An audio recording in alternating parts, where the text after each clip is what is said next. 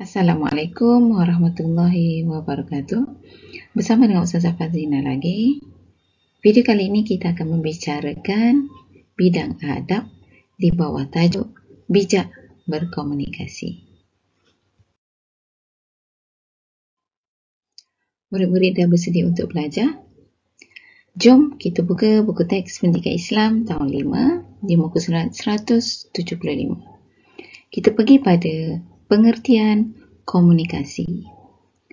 Komunikasi ialah perbuatan mengadakan perhubungan, sama ada secara langsung ataupun melalui perantaraan. Ustazah ulang.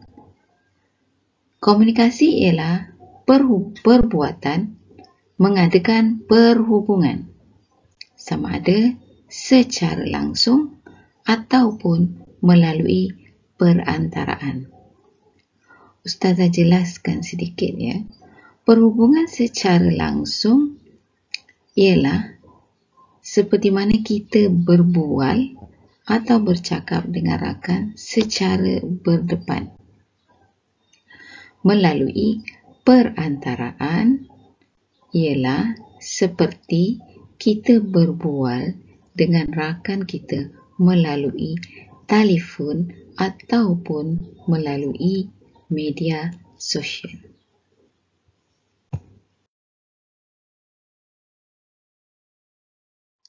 Masih di muka surat 175, kita lihat pula dalil komunikasi, iaitu sebuah hadis Rasulullah SAW.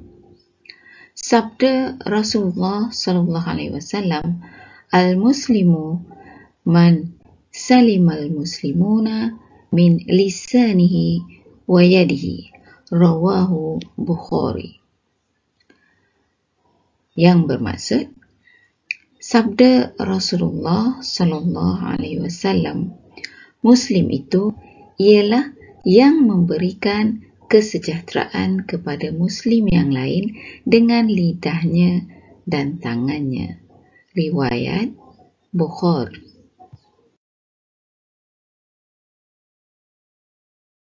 Apakah hukum berkomunikasi? Hukumnya adalah harus, dengan syarat kita menjaga batasan yang telah ditetapkan agar tidak melakukan dosa melalui komunikasi. Dosa yang dimaksudkan adalah seperti mengumpat, mencela, menghina dan berbohong.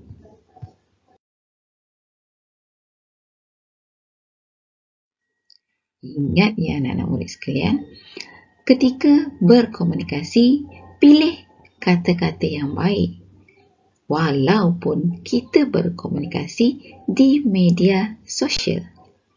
Jika kita menerima sebarang berita melalui internet, pastikan kebenaran berita itu terlebih dahulu sebelum kita sebarkan atau share kepada orang lain.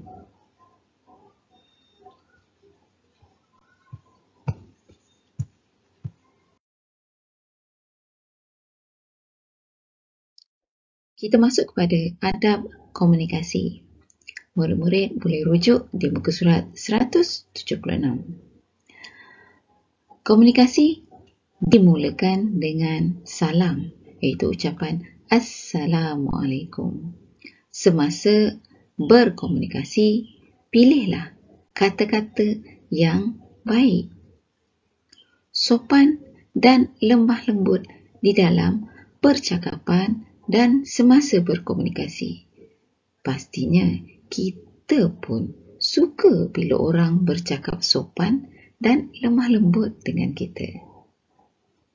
Berkomunikasi mestilah mengikut keperluan dan kepentingan sahaja. Semasa berkomunikasi, hendaklah kita memberi perhatian ketika orang lain bercakap. Dan semasa berkomunikasi dengan orang lain, kita tidak boleh berbohong dan menyakiti hati orang lain.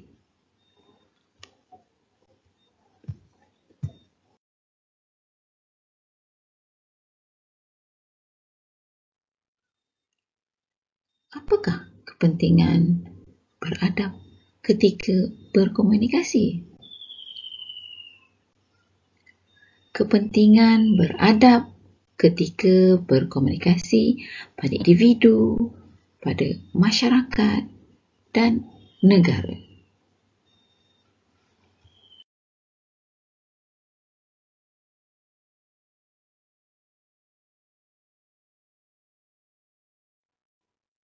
Jom kita masuk di bawah tajuk kepentingan beradab ketika berkomunikasi.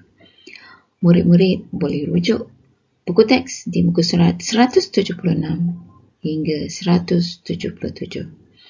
Kita pergi kepada bahagian pertama, kepentingannya pada individu. Individu yang berkomunikasi secara beradab akan mendapat pahala. Dan pastinya bila kita berkomunikasi secara beradab akan disenangi oleh orang sekeliling kita. Dan bila kita disenangi, pastinya akan lebih mengeratkan silaturahim. Kita lihat pada sudut masyarakat pula. Dalam masyarakat, apabila kita beradab ketika berkomunikasi, akan memupuk sifat hormat, menghormati di antara kalangan masyarakat. Dan sikap ini akan dapat mengelakkan permusuhan dan kebencian. Kepentingan beradab ketika berkomunikasi dari sudut negara dapat memelihara kedamaian negara.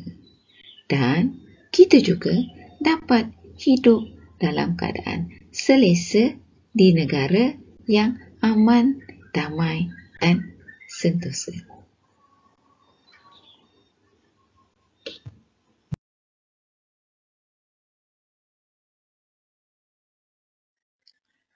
Jom kita pergi ke bahagian seterusnya. Kita lihat bijaknya Rasulullah ketika berkomunikasi. Rasulullah sentiasa bercakap benar.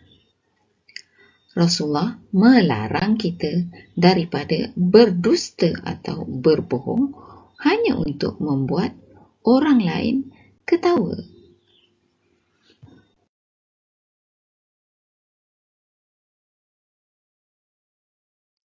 Komunikasi bijak Rasulullah seterusnya ialah Rasulullah sentiasa menggunakan bahasa yang baik dan teratur ketika berkomunikasi.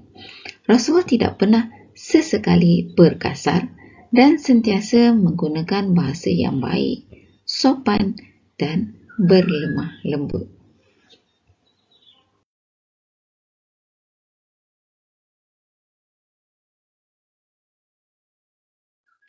Seterusnya,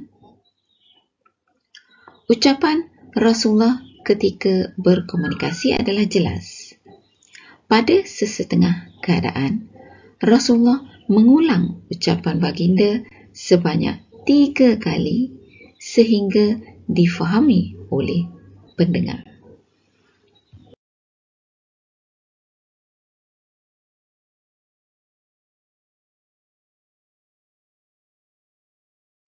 Seterusnya, cara Rasulullah berkomunikasi dengan bijak ialah sentiasa bersederhana.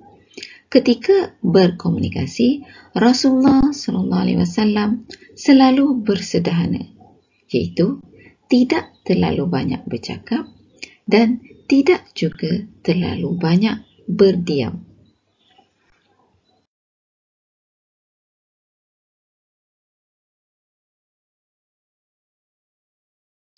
Dalam berkomunikasi secara bijak, Rasulullah mengingatkan kita, pilihlah antara dua. Yang pertama, berkata yang baik. Dan yang kedua, jika tidak ada yang baik untuk diperkatakan, diam itu adalah lebih baik.